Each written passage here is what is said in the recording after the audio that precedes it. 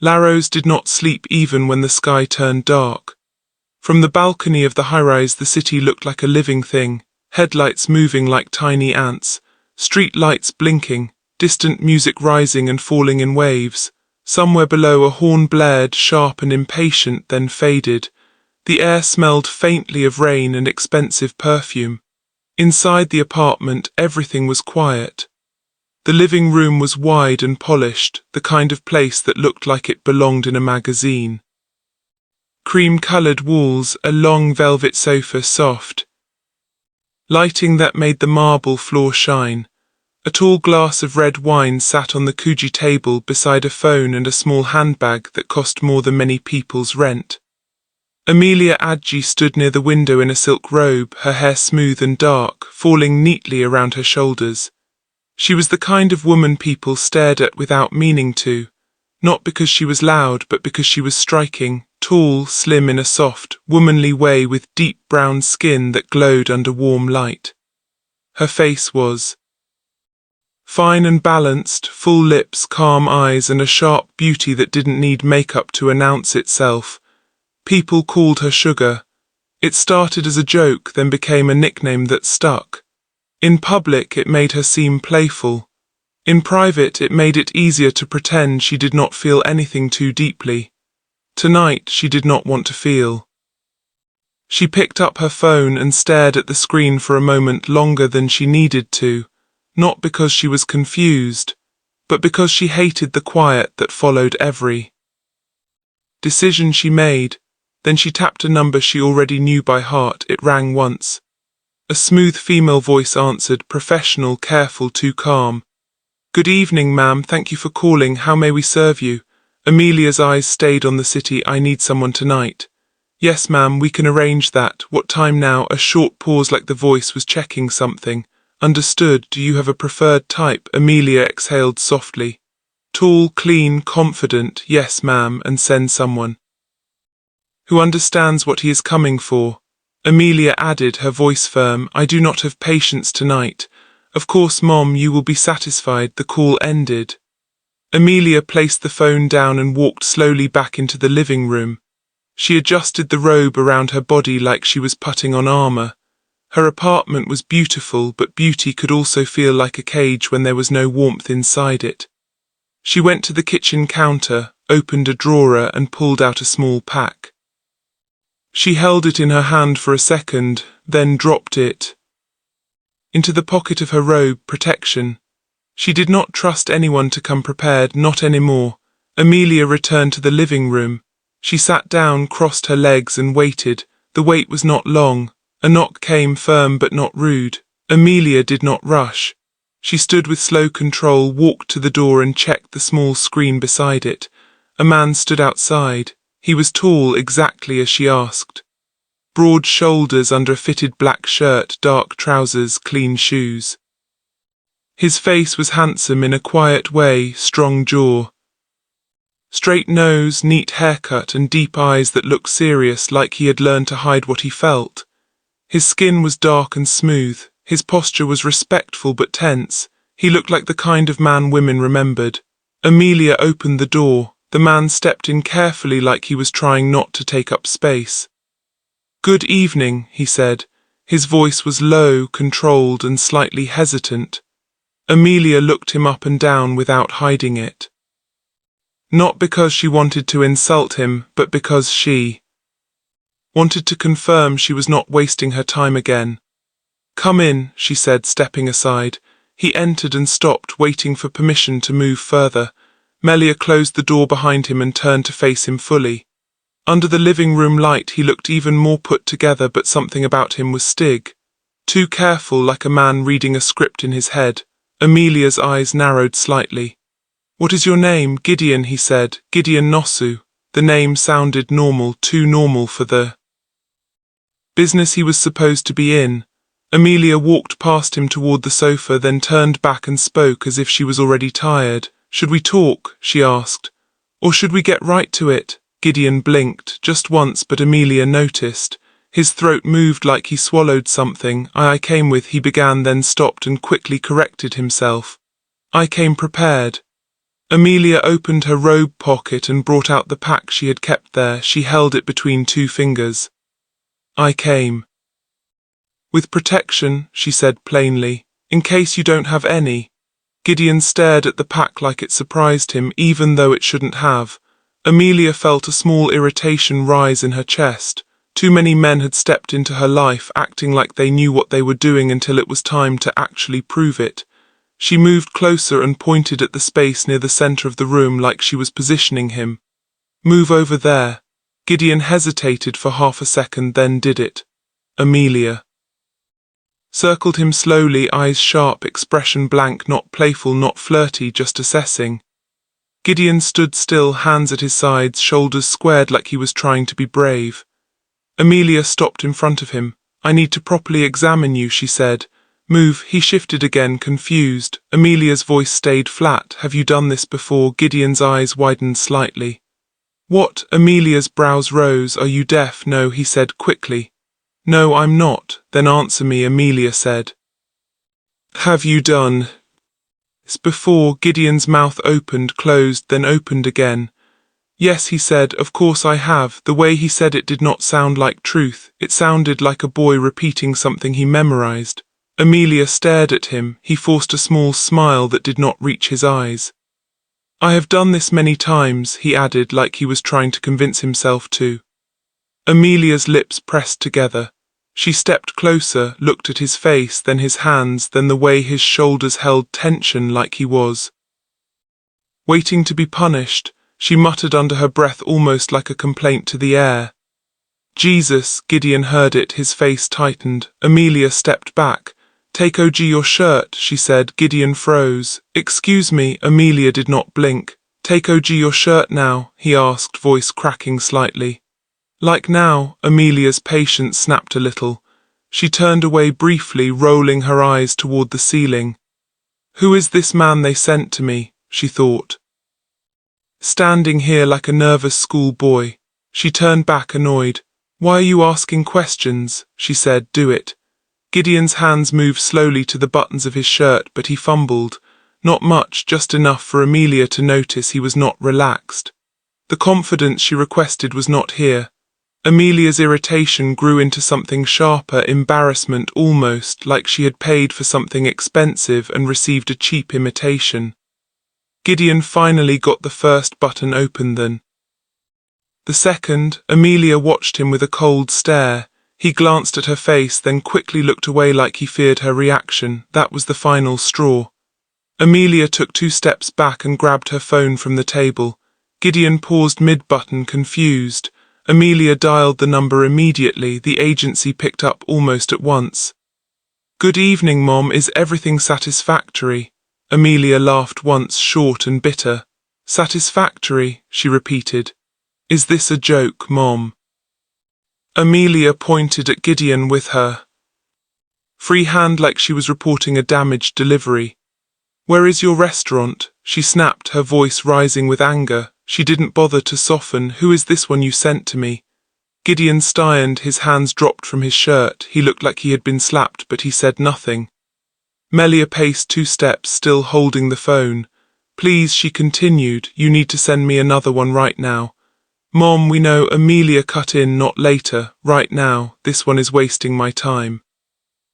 The line went quiet for a moment, and Emilia could almost hear the agency worker choosing words carefully. Gideon stood there, shirt half open, humiliation written all over his face, even though he was trying to hide it.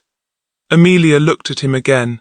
For one small second she saw that he was not just shy.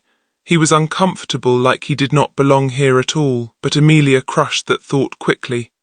Soft feelings always cost her something. She was tired of paying. She kept her voice hard as stone. Handle it, she told the person on the phone, because I did not call you for this. Then she ended the call. Silence filled the room again, thicker than before. Gideon's eyes met hers. His expression was controlled, but his pride had been cut. Emilia did not apologize. She didn't know how to apologize in moments like this without feeling weak. Instead, she lifted her chin and spoke like a woman who refused to be disappointed. Stand there, she said, until fix it. A Gideon. Swallowed, he nodded once slow like he was holding himself together by force. Emilia turned away and walked back to the window, looking out at the city lights again. From outside, Lagos still looked alive. Inside, Emilia felt like the room was suddenly too cold, and she did not know why. And Gideon Nwosu, handsome, quiet, and clearly out of place, stood behind her, trapped in the same silence, wondering what kind of woman he had walked into. Emilia stayed by the window for a long time after the call ended. Behind her, Gideon Nu stood in the middle of the living room with his shirt half unbuttoned, his hands resting at his sides like he did not know what else to do with them. The silence between them felt heavy, not romantic, not comfortable, just awkward and tense. A message finally came in on Emilia's phone. No replacement available tonight. Mom, please manage, we apologize. Emilia read it once, then again her jaw tightened. She did not turn around. Button your shirt, she said, cold and final. Gideon's fingers moved quickly. He buttoned it without looking at her, like someone trying to protect the last bit of dignity he had left. Emilia walked to the bedroom door, opened it, then paused as if she remembered something important. You can sleep there, she said, pointing toward a guest room down the hall. Do not enter my room. Gideon nodded. Okay. Emilia shut her own door and locked it. That night passed in silence. Morning came with pale light and the soft hum of Laros waking up again. Emilia stepped out in a diadrant robe, hair tied back neatly. Her face looked calm, but her eyes were tired. She walked straight to the guest room door and knocked once. When Gideon opened it, he looked like someone who did not sleep well. Still handsome, still neat, but his eyes carried a quiet discomfort. He had the kind of face that drew attention even when he said nothing. A strong jaw, clear skin, a steady gaze that tried not to beg for kindness. Emilia did not odor any. Get up, she said, time is up. Gideon blinked. Good morning. Emilia's voice stayed flat. Leave, he took a breath as if he wanted to explain himself. Emilia, I do not call my name like we are familiar, she cut in. Gideon's mouth closed. Emilia looked at the wall clock near the living room. Then she looked back at him. I do not want to see you here in the morning, she said. You have 10 seconds. He stood still, confused. 10 seconds. 1. Emilia began loud enough for him to understand. She was not joking. Gideon stepped out quickly. 2. He grabbed his shoes. 3. He tried again. I didn't mean to. 4. Emilia walked ahead of him like a woman escorting a stranger out of her life. 5. Gideon's hand reached for the door handle. His face was tight, like he was trying not to show how small she was making him feel. 6. He pulled the door open and stepped out. 7. Emilia stayed at the doorway, arms folded. Her body language said she was already done with him. Gideon moved down the hallway, then stopped suddenly, patting his pocket. His face changed. My phone, he said under his breath. He turned back. Emilia saw the movement and didn't ask questions. She reached for the phone on the Kuji table, the one he forgot the night before, and held it up between 2 fingers like it was trash. He stepped closer. Please, Emilia tossed it toward him. It didn't hit him, but it landed near his feet with a dull sound that felt insulting. Gideon picked it up slowly. He looked at it, then looked at her. His eyes were not angry. They were worse than angry. They were confused, like he kept asking himself what he did wrong to deserve that kind of treatment. Emilia did not soften. Go, she said. Gideon swallowed and walked out. The door closed behind him. For a moment Emilia stood there, staring at the empty space he left behind. She expected to feel relief. Instead, what she felt was irritation at him, at herself, at the fact that she even noticed the silence. She turned away sharply, as if turning away could fix the heaviness in her chest. A few minutes later, the doorbell rang again. Emilia frowned. She checked the screen and saw a familiar face, her aunt. Emilia opened the door, already tired. Auntie Patricia walked in like she owned the floor. She was in her late 50s, well-dressed, proud and sharpied. Her wrapper was expensive, her headscarf perfectly tied, her handbag structured and polished.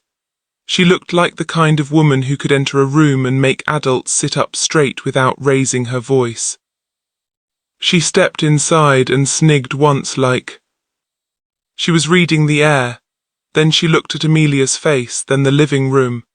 Then the hallway. Her eyes narrowed. "Emilia," she said slowly. "Who left this house just now?" Emilia's shoulders stiffened. "Auntie, good morning, do not change the topic." Auntie Patricia said, voice rising. "Every day a different man. 7 days, 7 men. Emilia, do you even know your body count?" Emilia's face hardened. "Auntie, that is none of your business." Auntie Patricia took 2 steps forward. "It is my business when you are wasting your life like this, when you are turning your father's name into a joke, when you are spending his money on strangers like it grows on the ceiling." Emilia scoffed. "You talk like finding love is easy." Auntie Patricia pointed at her. "Love, is that what you call this?" Emilia crossed her arms. "It is not hopping from man to man. It is kissing frogs to find the prince." Auntie Patricia stared at her for a long moment like she could not believe what she was hearing. "Frogs," she repeated. "Emilia, those frogs will bite you one day." Emilia rolled her eyes and walked toward the dining area. Auntie Patricia followed. "I thank God your father had sense." Auntie Patricia continued, voice firm. "That clause in his will is the only reason you have not destroyed everything he built. If not for that clause, you would have finished the company with careless decisions and careless living." Emilia stopped walking. The mention of her father always landed like a stone in her chest. She didn't show it, but it hit her. "Don't bring my father into this," she said quietly. Auntie Patricia softened only slightly, then hardened again. "Your father is already gone. The least you can do is respect what he left behind." Emilia's lips pressed together. Her eyes were glossy for 1 second, but she forced it down. Then she turned and raised her voice toward the kitchen. "Abini," footsteps came quickly. A young woman appeared. Abini, Emilia's househelp and cook.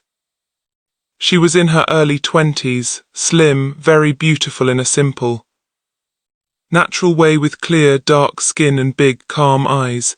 Her hair was packed neatly under a scarf, her uniform clean. She looked nervous, the way people look when they know an argument is happening in a rich house. "Yes, Ma?" Abini asked softly. Emilia didn't look at her. "Bring my food, I'm hungry." Abini nodded quickly and disappeared into the kitchen. Auntie Patricia watched Emilia for a moment, her face full of frustration and worry. "You are not a child anymore," she said. "But you are behaving like one." Emilia didn't answer. The smell of food soon floated into the living room, warm and comforting, but it did not fix the tension. And somewhere else in Lagos, Gideon Nwosu walked out of a rich building with his phone in his hand, still trying to understand what just happened to him. Gideon lived in a small apartment that did not pretend to be anything else. The paint on the wall was dull. The living room was tight. A small fan sat on a plastic table, pushing weak air around. A single laptop rested on a chair because there was no real desk. This was Lagos reality. Gideon dropped his keys on the table and sat down slowly. He stared at the floor for a long time, then he ran a hand over his face. "What kind of woman is that?" he whispered to himself, not as an insult, more like a question he didn't have an answer to. A knock came at his door, quick and familiar. Before Gideon could answer, the door opened and Michael Ezra stepped in. Michael was Gideon's best friend, late 20s, tall, solidly built, with a friendly face and restless energy. He always looked like a man fighting the world with jokes because he couldn't afford to fight it with money. He didn't even greet properly before speaking. "Guy," Michael said, eyes wide. "How far? How did it go?" Gideon leaned back on the chair, exhausted. "It did not go." Michael blinked. "It did not go." Gideon looked up at him. "She called me a waste of time. She asked the agency to change me like I was a wrong delivery." Michael stared for 1 second, then burst into laughter. Gideon didn't laugh. Michael stopped laughing quickly when he saw Gideon's face. "Okay," Michael said, clearing his throat. Sorry, that is painful. Gideon sighed and reached for the laptop as if work could distract him from humiliation. But the moment the screen lit up, his mind went blank. He opened a document. Typed one line, deleted it, opened another, closed it. Michael watched him for a while, then shook his head. This competition is near, Michael said. Serious now, you cannot be playing like this. Gideon rubbed his forehead. I'm trying. You are not trying enough, Michael said. You have writer's block because you are writing safe things. Everybody writes safe things. Gideon leaned back. So what do you suggest? Michael sat on the arm of the sofa, leaning forward. Male escorts. Gideon turned slowly. What? Michael nodded like he had been waiting to say it. Everybody talks about female prostitution, female chastity, female shame. They act like men cannot sell their bodies too. They forget that there is an entire male escort industry. Quiet, hidden, rich women pay, powerful women pay, and nobody wants to talk about it. Gideon stared at him. That sounds like trouble. Michael shrugged. Trouble wins competitions. Gideon looked away. Even if it is true, how do we write it? Well, we need real information. Michael pointed at the laptop. Research, start from there. Gideon opened his browser and typed carefully, still half distracted by the morning he just survived. He searched for documentaries, articles, interviews, anything. Then he found one. A documentary about male escorts. He clicked. As he watched, something changed in his face. His eyes sharpened.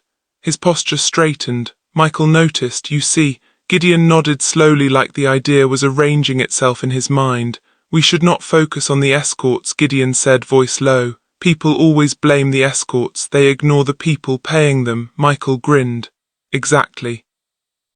Gideon's eyes stayed on the screen. We focus on the clients, the rich women, why they do it, what they get from it, the danger, the addiction, the loneliness behind it. Michael's grin widened. Guy, that is it. Gideon sat up properly now, fingers hovering over the keyboard, mind finally alive. Then he paused and the excitement faded a little. There is a problem, Gideon said quietly. Michael leaned in. What problem? Gideon looked at him. How do we get a client to interview? These people are private, secretive. They will not come outside and tell you their story. Michael opened his mouth, ready to answer, but the truth was he didn't have one yet, and Gideon's eyes drifted back to the memory of Emilia Ari's apartment. The perfume, the cold voice, the way she looked at him like he was nothing. A rich woman, a private woman, a woman with a story. He just didn't know it yet. Gideon sat with the laptop open, but his eyes were not really on the screen anymore. Michael had gone quiet too. That was how Gideon knew the problem was serious. Michael only went quiet when the truth had no easy answer. How do we get a client to talk? Gideon repeated, more to himself than to Michael. Someone real, someone who will not hide. Michael leaned back on the sofa and stared at the ceiling as if the answer might be written there. Then he sat up suddenly. Then you will not wait for a client to come to you, he said. You will go to them. Gideon frowned. How? Michael's eyes stayed steady. You will pose as a male escort. Gideon's face tightened immediately. No, Michael did not blink. Yes. Gideon shook his head, already standing up. Michael, stop it. Michael followed him with his eyes stubborn. Live the life, get the story. That is the only way you will write it properly. Gideon turned sharply. You want me to sleep with random women for a book? Michael raised his hands as if Gideon was overreacting. I am not saying you must do anything foolish, but you need to be inside it. You need to hear them talk when they are not performing. You need to see what money does to people when the doors are closed. Gideon's chest rose and fell. He paced once, then stopped. You are not listening, he said quietly. This is not a joke. This is my life. Michael stood up too, his tone changing from playful to hard reality. And that is why I am talking, he said. Because your life is exactly why you cannot write another boring story and expect miracles. This competition is not for sympathy. It is for something that will shock people, something that will feel true. Gideon rubbed his forehead, and if it goes wrong, Michael moved closer. If it goes right, you will win. Gideon looked away. Michael softened his voice but not his message. Listen, the prize money alone can change everything. It can clear your rent, it can buy you time, it can give you space to breathe. Gideon's jaw clenched. Michael added the second part, the part he knew would sting. And if you do it through an agency, even for a short time, you will also earn something small on the side. Prize money plus escort money, that is not small. Gideon's eyes snapped back to him. You make it sound so simple. It is not simple, Michael admitted, but poverty is not simple either. That word poverty landed like a slap. Gideon's shoulders dropped a little, like a man carrying a weight that never leaves his back. Outside, Logos kept moving. Inside, the small room felt tighter than before. How do I even start? Gideon asked, almost angry at himself for asking. Michael exhaled with relief, like he had been waiting for that question. I know somebody, he said. Gideon stared. What do you mean you know somebody? Michael reached for his phone. Do not look at me like that. I am not a fool. I am desperate, not mad. There is an agency. It is discreet. They handle rich clients. You will be safe. Gideon's voice turned low. Safe from what? Shame, disease, police, trouble. Woman's husband walking in with a gun. Michael hesitated, then forced confidence again. We will set rules. You will be careful and you will not stay long, just enough to get the truth. Gideon looked at the laptop again. The blank page stared back at him like a judgment. He thought of rent, he thought of food, he thought of the competition deadline creeping closer like a slow threat. Then he said, call them. Michael dialed immediately, like he was afraid Gideon would change his mind. Agency manager's name was Ms. Juliet Nagy.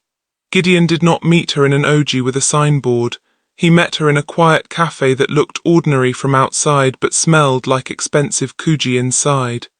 Ms. Juliet was in her early 30s, very neat, very composed, with clear eyes that measured people fast. She spoke softly, but her voice carried authority. You are educated, she said after Gideon introduced to himself. You do not look like our usual men. Gideon kept his hands on his lap. I am not doing this long term. Ms. Juliet smiled, but it did not reach her eyes. Nobody says that and stays long, but I understand you want something specific. Yes, Gideon said, information, not chaos. Juliet studied him for a moment, then nodded slightly. Then we will place you with one client, a controlled environment.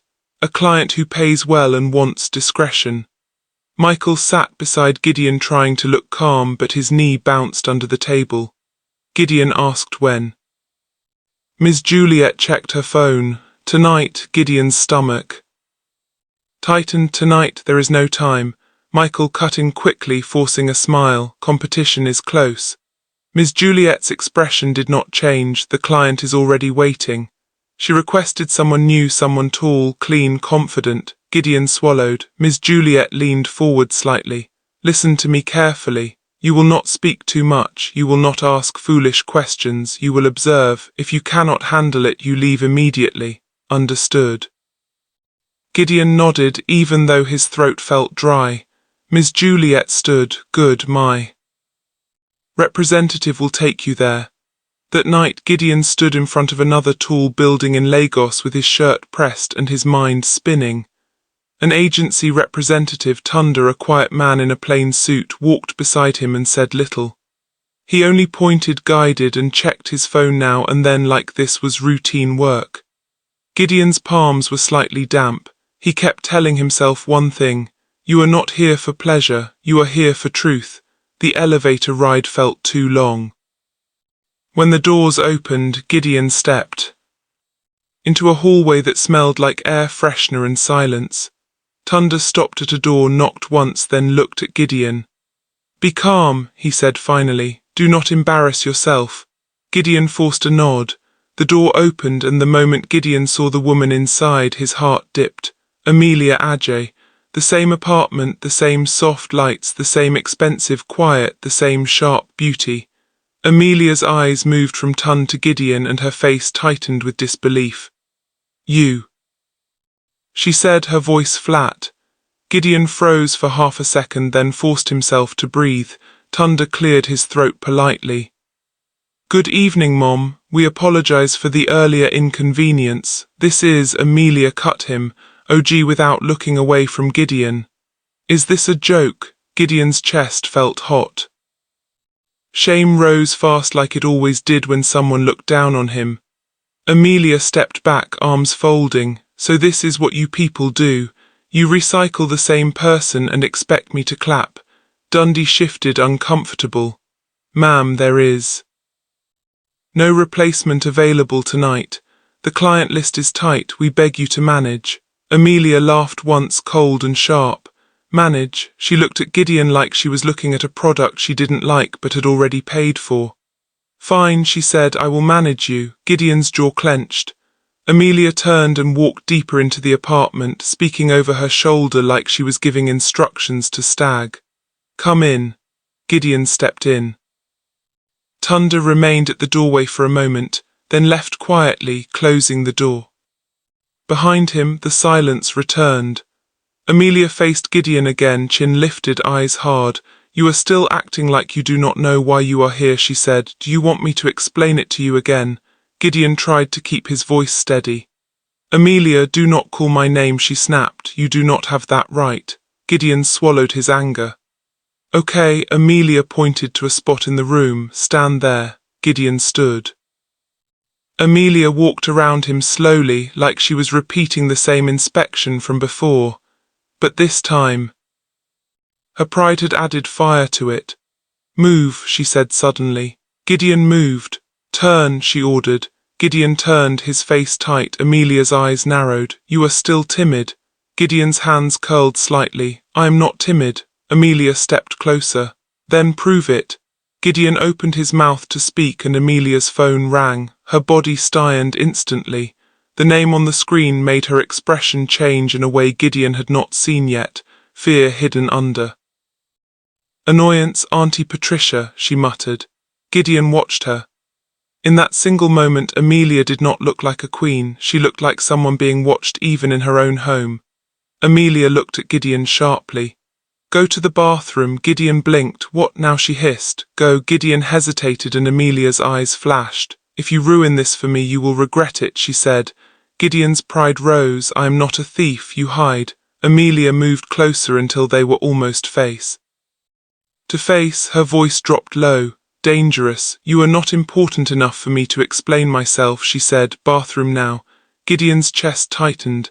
He hated himself for obeying, but he also knew the agency would blame him if the client complained again. He walked into the bathroom.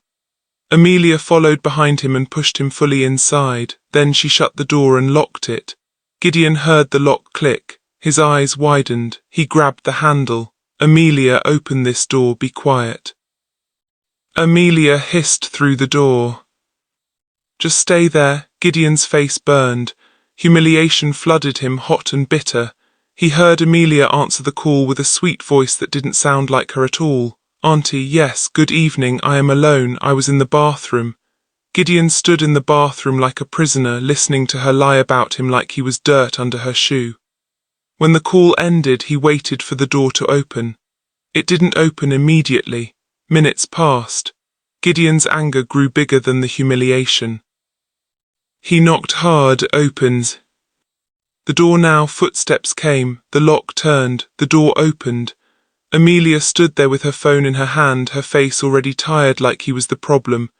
Gideon stepped out slowly, eyes burning. "Did you just lock me in there?" he asked, voice shaking. Emilia lifted her chin. "Stop shouting." "Shouting?" Gideon repeated, stunned. "You locked me in your bathroom like an animal." Emilia's eyes narrowed. "Do not talk to me like that in my house." Gideon laughed once, bitter. "Your house does not give you the right to treat people like trash." Emilia stepped forward. "Who do you think you are?" Gideon's voice rose now because the anger had been waiting. "I am a human being. That is what I am." Emilia scoffed. "Human being that is here to please me. That is what you came for." Gideon's eyes flashed. "I did not come here to be humiliated." Emilia pointed toward the door. "Then leave." Gideon stared at her, breathing hard. The room felt like it was spinning with the insult of it all. Her beauty, Her money, her coldness. He took one step closer. You don't even see people, do you? You only see what they can do for you. Emilia's lips curled. And you are still useless. That word snapped something inside him. Gideon's voice turned cold. I regret coming here. Emilia waved her hand like she was dismissing smoke. Get out, you are wasting my time again. Gideon didn't argue anymore. He grabbed his shoes, his phone, whatever pride he could still carry, and walked out.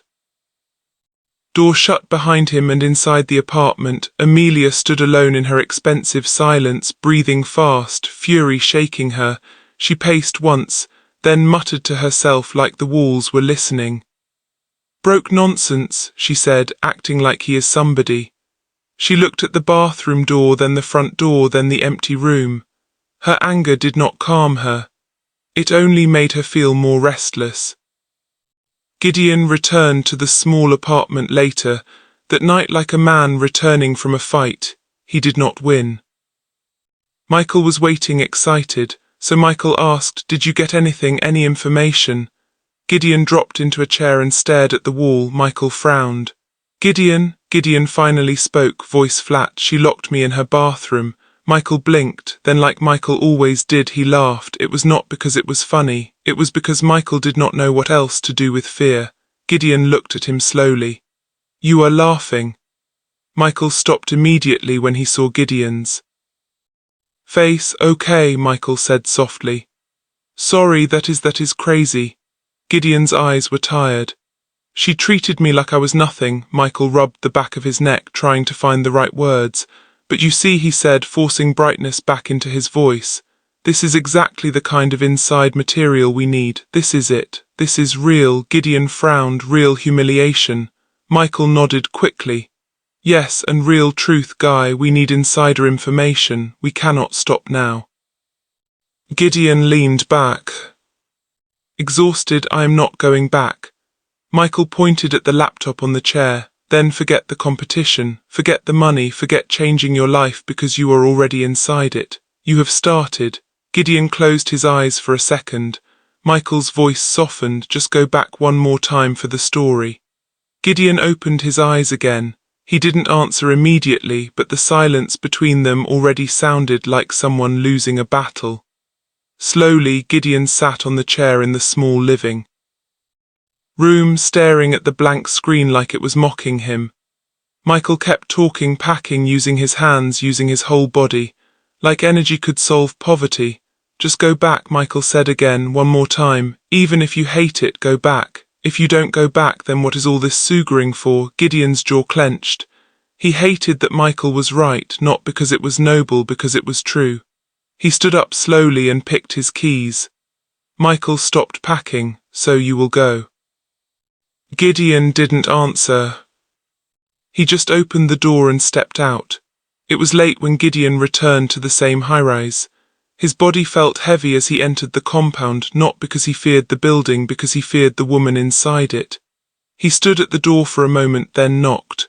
The door opened. Emilia stood there in a simple nightwear, hair pulled back, face bare. Even without trying, she looked beautiful. The kind of beauty that could make a man forget his anger for a second, if the woman carrying it was not so cruel. Her eyes narrowed the moment she saw him. You again? Gideon kept his voice calm. I lost my wallet. Emilia gave a short laugh. Your wallet? Gideon didn't blink. Yes, I think it fell here. Emilia leaned on the door frame like she had all the time in the world. If you came to apologize, you can just apologize instead of acting like you lost something. Gideon's chest tightened. I didn't come to apologize. Emilia's smile faded. So you came to disturb me again? Gideon's voice sharpened slightly. I came for my wallet. Emilia stepped back and opened the door wider. Come in, let me see what kind of lie you will tell next. Gideon walked in. The apartment still looked like silence and money. Everything clean, everything perfect, everything cold. Emilia walked ahead of him without looking back. So where did you lose it? Gideon paused near the sofa, scanning the floor as if he was truly searching. Then he looked up at her. You really think everything is about you, he said. Emilia turned slowly. Excuse me. Gideon's lips pressed together. You think every man who comes near you is trying to beg for your attention, Emilia's eyes flashed, and you think every woman should be grateful that you entered her house. Who are you? Gideon laughed once, bitter. At least I'm not someone who locks people in bathrooms like criminals. Emilia's face hardened. Do not speak to me like that in my house. Gideon took a step forward. Then don't treat me like rubbish in your house. Emilia's voice rose. You are here as a service, don't forget that. Gideon's voice rose too, but he kept control. Even a service is still a human being. Emilia scoffed, human being that cannot even act like he knows what he is doing. Gideon's eyes were tired, but they carried anger now. I know one thing clearly. Emilia folded her arms. Say it. Gideon stared at her. You know what? He said slowly. I actually don't care who you think you are, but I would rather remain single than be with you.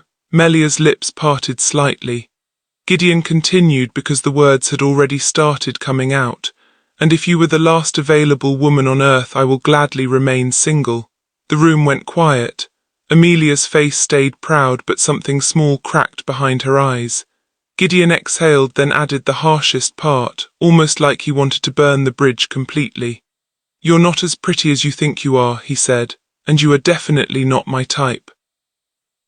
Second, Emilia didn't move, then her jaw tightened, her pride rose like a wall. Get out, she said quietly. Gideon didn't argue, he turned and walked toward the door. Emilia's voice followed him, sharp with insult. You see why you are broke? It is because you talk too much with pride you cannot. Ajid stopped at the doorway and looked back once. His eyes were calm now. And you see why you are alone? It is because you don't know how to treat people. Then he left.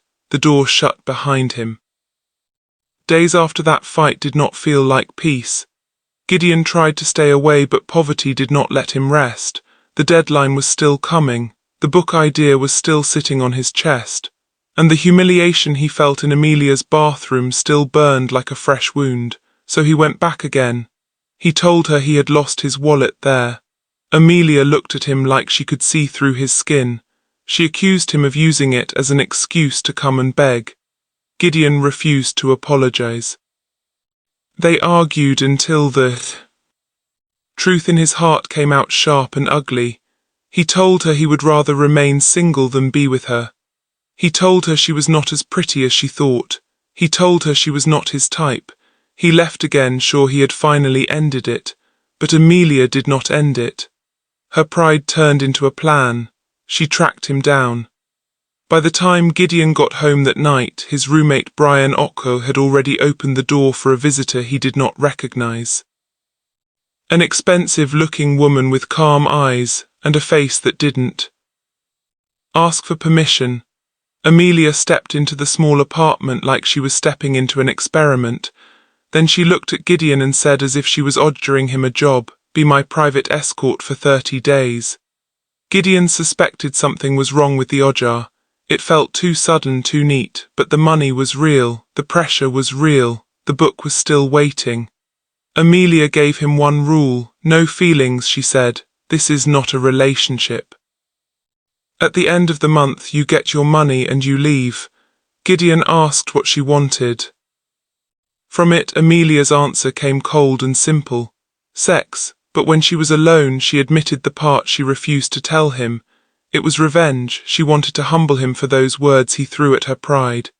Gideon still agreed. He moved into her house. And even then Emilia still found a way to control the space. She gave him a separate room like a guest she didn't trust. The first night Gideon thought she would demand what she paid for. Emilia looked at him and said flatly, "I'm not in the mood, leave later." She called him out again for a massage, acting soft and seductive like she was testing him. That was when Gideon told Michael quietly, almost like a warning, "She's trying to seduce me, she's out to get me." And Gideon made his own decision too. "I'll play her game," he said, "and I'll get what I came for."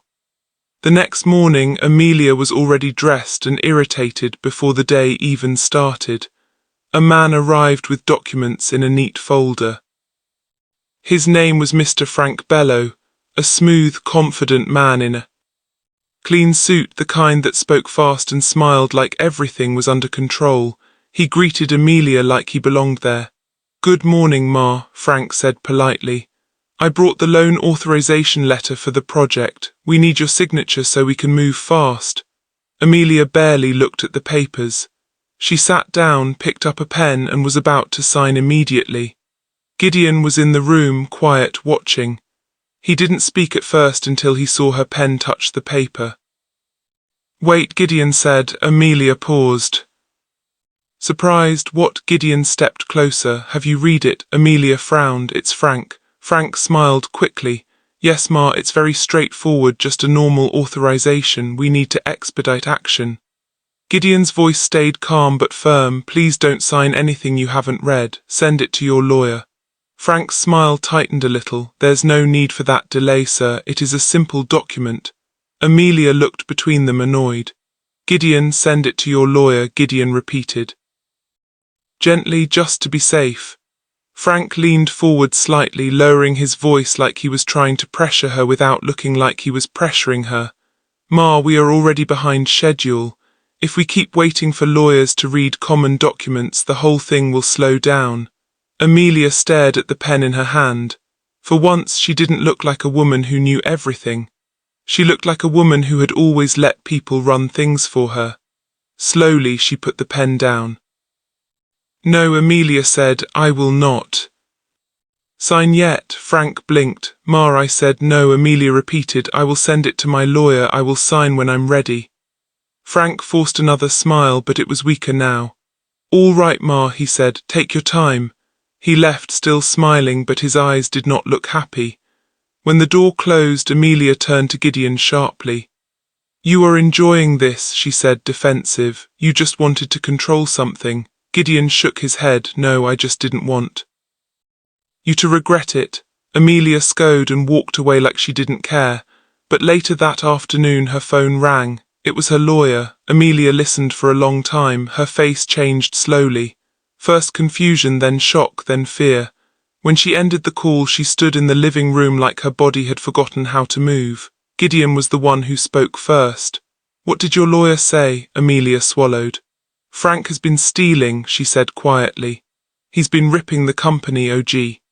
Her voice broke slightly at the end, not like a cry, more like a tremble of reality.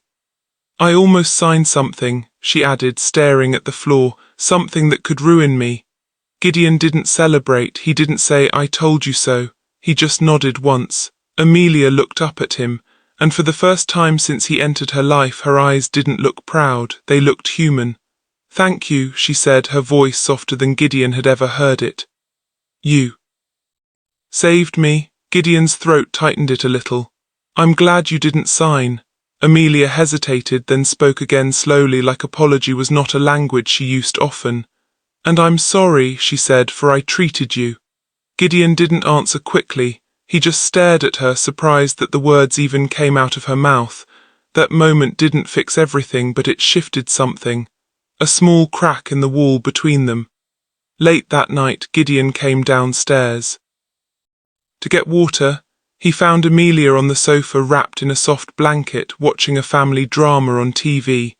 She didn't look like the woman who barked orders. She looked like a tired daughter. Emilia glanced back. "You're still awake." "Just water," Gideon said. She nodded at the screen. "Sit if you want."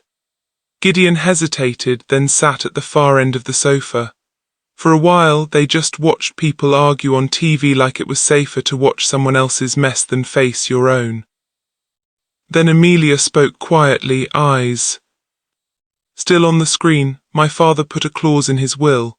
Gideon turned slightly. "What kind of clause?" Emilia exhaled. "I can't get my inheritance until I'm married." Gideon blinked. "Married?" "Yes," Emilia said as if she hated the word. "My father didn't trust me. He thought I would waste everything." Gideon didn't know what to say. Emilia looked at him suddenly, eyes sharp again, like she was afraid softness would make her weak. "Let's get married," she said. Gideon froze. Emilia lifted her chin. "Not real marriage, a 1-year contract. Once the inheritance is released, we go our separate ways. I'll pay you extra." Gideon stared at her, speechless. Emilia continued faster now, like she had rehearsed it in her head. We only need to convince my aunt, Auntie Patricia. Once she believes it, others will follow. She's the gatekeeper. Gideon's heart beat hard. This is insane. Emilia didn't flinch. It's practical. Gideon's voice came out low. Do you even hear yourself? Marriage is not a joke. It's not a real marriage, Emilia insisted. It's a contract. Gideon sat back, still shocked, but the truth was he was listening and he hated himself for it. The next day Gideon told Michael. Michael almost lost his mind. Marriage, Michael repeated, packing like the floor was hot. No, this will complicate everything. Do the 30 days, collect your money, collect your story and go. Gideon's face was tired. I'm already doing 30 days. What is 1 year? Michael pointed at him. 1 year is not small. If she finds out the truth about the book, she will destroy you. Gideon stayed quiet. Michael watched him and lowered his voice. Guy, think. Gideon did think, and still he agreed because the truth was ugly. He wanted the money and he wanted the story, and he was already too deep. A few days later, Emilia introduced Gideon to Auntie Patricia. She did it like she was presenting evidence. Auntie, Emilia said with a smile that looked forced but convincing, I want you to meet my fiancé, Gideon Nosu. Auntie Patricia's eyes swept over Gideon from head to toe. Her face didn't smile, it investigated, so she said, You are the one. Yes, Ma, Gideon answered respectfully. Emilia quickly added, He proposed. I said yes. Auntie Patricia ignored Emilia and focused on Gideon. You are an investment banker. Yes, Ma. Which school did you attend? Emilia tried to interrupt lightly. Auntie, can we let the young man speak? Auntie Patricia cut in. He can speak for himself. Gideon kept calm. I graduated from the University of Nigeria in Nsukka. UNN, Auntie Patricia repeated, weighing it. And your family? Gideon's voice stayed steady. My parents are late. I don't have siblings. Auntie Patricia watched him closely as if looking for cracks. Emilia shifted in her seat, nervous, but Gideon stayed respectful, not defensive, not proud, just composed. Auntie Patricia finally leaned back. And you love Emilia? Yes, Ma, Gideon said. I love her. I want to spend my life with her. Emilia's breath caught slightly at the words because even if the plan was fake, the sentence still sounded heavy. Auntie Patricia's face softened for the first time. She turned to Emilia, almost emotional. For the first time in years, she said, I am proud of you. Then she looked back at Gideon. He is smart, she said, and you are smiling again. Emilia forced a laugh, but her eyes were shining. Auntie Patricia clapped her hands softly. So the next thing is wedding planning. Emilia's head turned sharply. Wedding? Yes, Auntie Patricia said, already excited. Big one. Colours, gown shopping, a proper wedding. Emilia looked at Gideon like this is getting out of hand. Gideon didn't say anything. He just smiled politely and kept breathing. From that point, Gideon started helping Emilia in ways that surprised her. He woke her up in the mornings instead of letting her sleep through the day. He sat with her over documents and made her read them slowly. He spoke to her like she was capable, not like she was broken.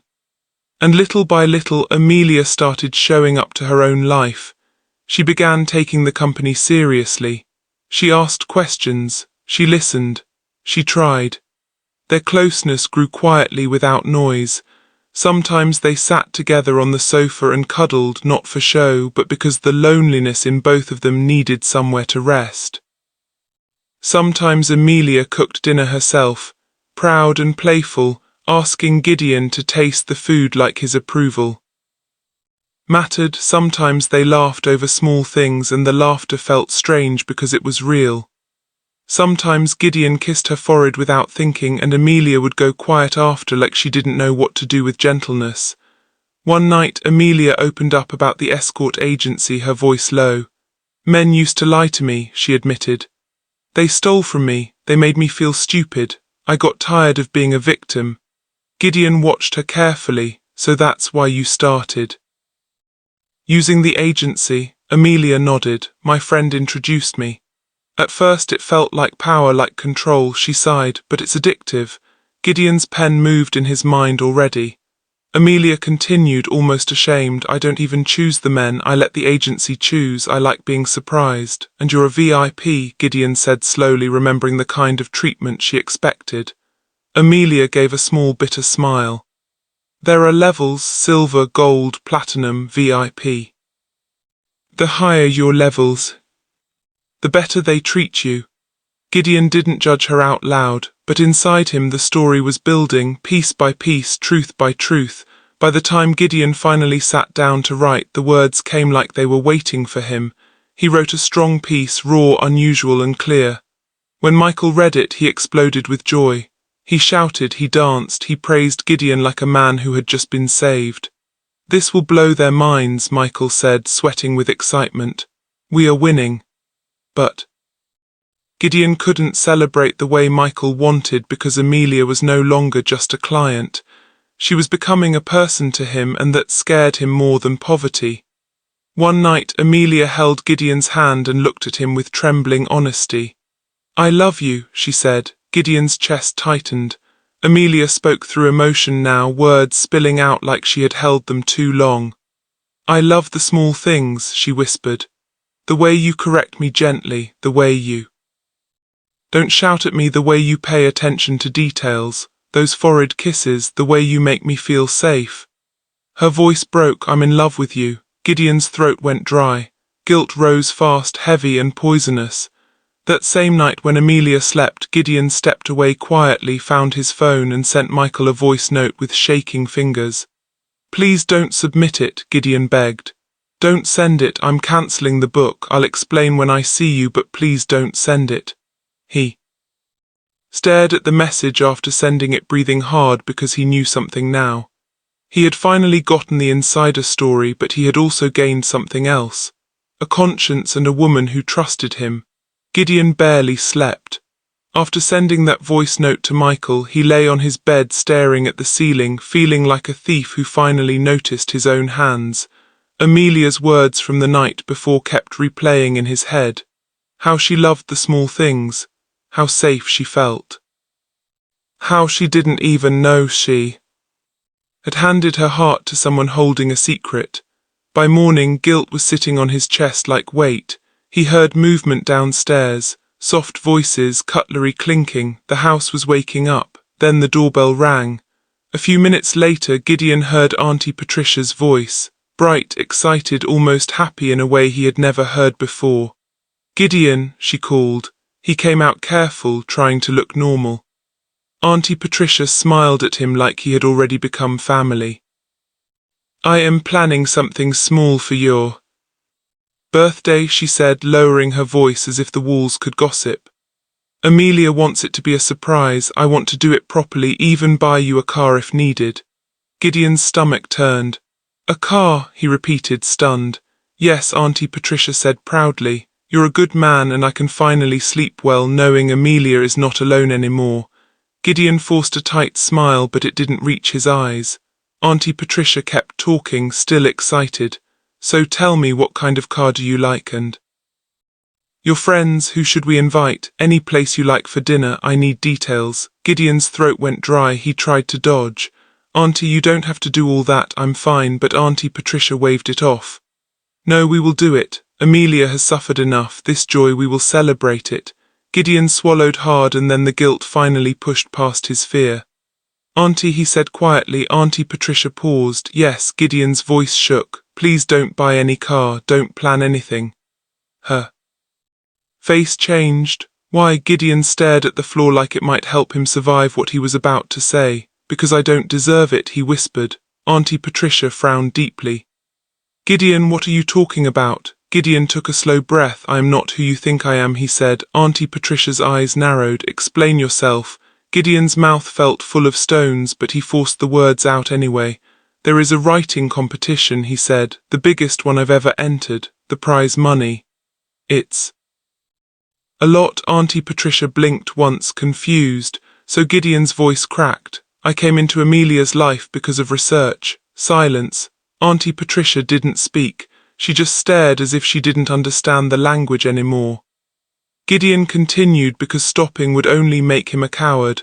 "I am not an escort," he said. "I was pretending. I was writing a story about male escorts and their clients, and I used Emilia's life to understand it." Auntie Patricia's lips parted, and then a voice came from behind. "Gideon, sharp, quiet, dangerous." So it was true. Gideon turned. Emilia stood a few steps away, frozen in place. She looked like someone who had been slapped and had not yet felt the pain fully. Her eyes were fixed on Gideon, but they didn't look like eyes anymore. They looked like broken glass. "How long?" she asked, voice low. Gideon's heart dropped. Emilia stepped closer slowly. "So that is what I was to you," she said. "Material." Gideon opened his mouth. "Emilia." "Don't," she cut in. "Don't say my name like you have the right." Auntie Patricia tried to speak. "Emilia, wait." Emilia didn't even look at her. She looked at Gideon and said, "Tell me everything now." Gideon's hands trembled. He told her the truth fully. No softening, no excuses. He told her about his writer's block, about Michael pushing him, about the agency, about the plan to focus on rich clients, about living in her house to get the story right, about the competition and the money. And as Gideon spoke, Emilia's face kept changing. Hurt, humiliation, disbelief, then something colder. When he finished, she stood very still. Then she gave one short laugh that didn't carry joy at all. "So I was your project," she whispered. Gideon stepped forward. "No, it started like that," but Emilia raised her hand. "Enough," she said. "Stop." Her voice hardened. "Get out of my house." Gideon froze. "Emilia, please." "I'm sorry, I get out," she repeated louder. Now he moved toward her instinctively, like he could reach her with regret. Emilia stepped back like he was something dirty. "Don't touch me," she said. "Don't follow me, don't call me babe, don't ever pretend you love me again." Auntie Patricia finally found her voice. "Emilia." Emilia turned to her, eyes wet but proud. "Auntie, please don't." Then she called security with shaking hands.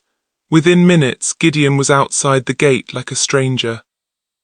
His calls didn't go through, his messages didn't deliver. She blocked him everywhere. And the house that had started to feel like warmth became a wall again. Days passed. Emilia stopped eating properly. She started losing weight fast, but she refused to admit anything was wrong. Auntie Patricia noticed it first. The silence, the hollow eyes, the way Emilia stayed in her room like she was hiding from herself. One evening, Auntie Patricia went into Emilia's room and sat beside her quietly. Emilia didn't speak. Auntie Patricia watched her for a long moment, then said softly, "You are breaking down." Emilia swallowed. "I'm fine." Auntie Patricia shook her head. "No, you are not." Emilia's eyes filled. Her voice came out small. "I feel stupid," she whispered. "I feel mocked." Auntie Patricia reached for her hand gently. "Listen to me," she said. "Yes, he was wrong. Yes, you were used, but I watched you these past weeks, Emilia. You changed." Emilia turned her face away. Auntie Patricia continued, voice calm. "That man made you better. He protected your company when you almost signed away everything. He corrected you gently. He made you take life seriously. I saw peace in you for the first time since your father died." Emilia's throat tightened. Auntie Patricia said the words slowly, like she wanted them to settle properly. "True love is worth fighting for as long as it is real." Emilia didn't answer. But that night, for the first time, she cried properly, quietly into her pillow, like someone grieving a version of herself that finally believed she could be safe. On Gideon's side, nothing felt like victory. The writing competition result came in. Gideon won, but he didn't win with Emilia's story. After the breakup, he rewrote everything completely using general research, public sources, and anonymous details that could not expose her. He removed anything that could point back to her life, her house, her voice. He made sure nobody could laugh at her or mock her. Michael screamed when the email came in.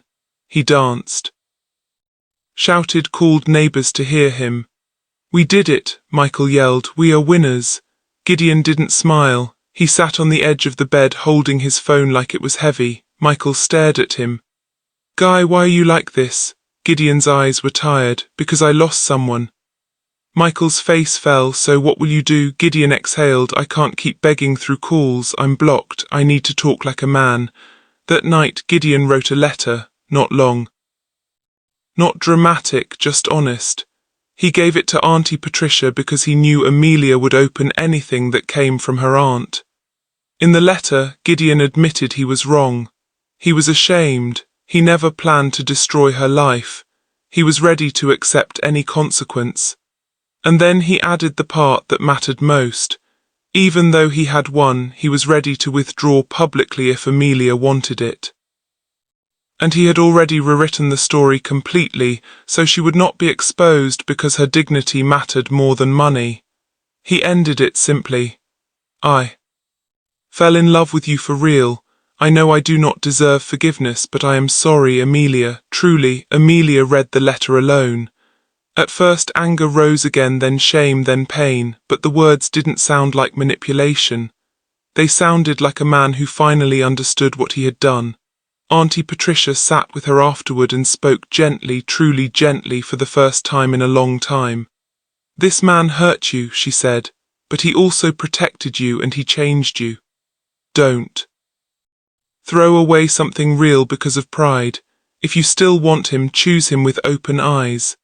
This time with truth. Emilia didn't reply quickly. She remembered the way Gideon woke her up in the mornings, the way he made her read documents like her life mattered. The way he didn't shout, the way she felt safe enough to confess love, and she remembered her own truth too. She started everything with cruelty. She used him first, trying to humble him. She sat quietly for a long time. Then she said, "Tell him I will meet him one last time." They met in a quiet place, private, calm, no audience, no drama. Gideon stood when she arrived. He looked thinner, tired, but steady. Emilia sat down without smiling. Gideon didn't waste time. "I'm sorry," he said clearly. "I was wrong. I used you. I lied. I betrayed your trust. I am ashamed of myself." He paused, eyes lowered. "I'm not blaming Michael. I'm not blaming poverty. I'm blaming myself. Because I still had a choice and I chose wrongly." Emilia's eyes filled, but she held her face firm. Gideon continued, voice quiet. "The contract stopped being a contract for me. I truly fell in love with you and I ruined it with my own hands." Emilia stared at him for a long time, then her voice came out shaking. "I also started with pride," she admitted. "I treated you like you were nothing. I used you first. I wanted to humble you. I locked you in my bathroom like you were not human." Her tears slipped out. "Now I have never truly trusted anyone," she whispered, "because people always want something from me." Gideon's eyes softened. "I know." Emilia wiped her face, breathing carefully. "I can forgive you," she said, voice small but firm, "but on one condition." Gideon didn't blink. "Anything?" Emilia leaned forward slightly. "No more lies," she said, "ever." Gideon nodded immediately. "No more lies." Emilia stared at him, searching. Then she reached into her bag, took out her phone and unblocked him right there. Not as a romantic gesture, as a decision, a calm one. They didn't suddenly become perfect. They didn't pretend everything was okay, but they agreed on something real. The 1-year contract would become a real relationship, slowly, honestly, and any book or public story would only be done with Emilia's full consent. Later they returned home together, not holding hands like a show, just walking side by side, calmer than before. At the doorway, Emilia paused and looked at Gideon. "You're coming in?" she asked. Gideon nodded. "If you want me to." Emilia exhaled. "I do."